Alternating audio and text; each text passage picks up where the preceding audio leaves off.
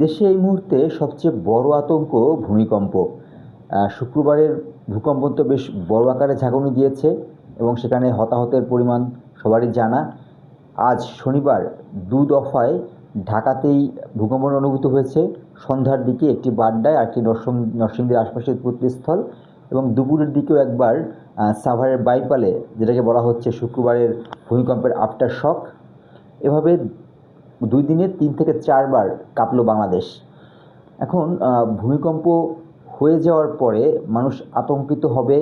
এই যে নিকট অতীতেও তো মানুষ এতগুলো ভূমিকম্পের এত তীব্রতা, ঘন ঘন কেঁপে ওঠা, এগুলো তো মানুষ দেখেনি। যে কারণে প্রস্তুতি কিংবা মানুষের ভূমিকম্পের ক্ষেত্রে প্রস্তুতি আসলে কী, ভূমিকম্প হওয়ার আগে আমাদের যে সতর্কবার্তা দেওয়ার মতো কোনো সিস্টেম অন্তত বাংলাদেশে নেই।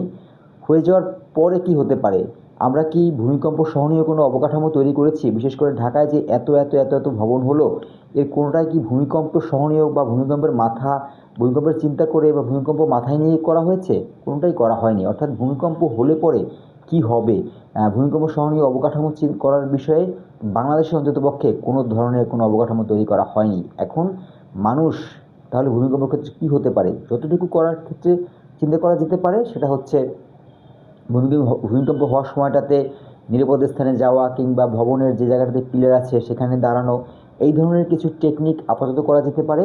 কিন্তু রাষ্ট্রকে অবশ্যই চিন্তা করতে হবে ভবিষ্যতে অবকাঠামো নির্মাণের সময় যেন ভূমিকম্প সহনীয় চিন্তা করা হয়। তা না হলে রাষ্ট্র যদি আর বড় ধরনের ম্যাচাকারের দিকে যেতে পারে, সেই বিষয়গুলো অবশ্যই রাষ্ট্রকে এখন থেকেই ভাবতেই হবে।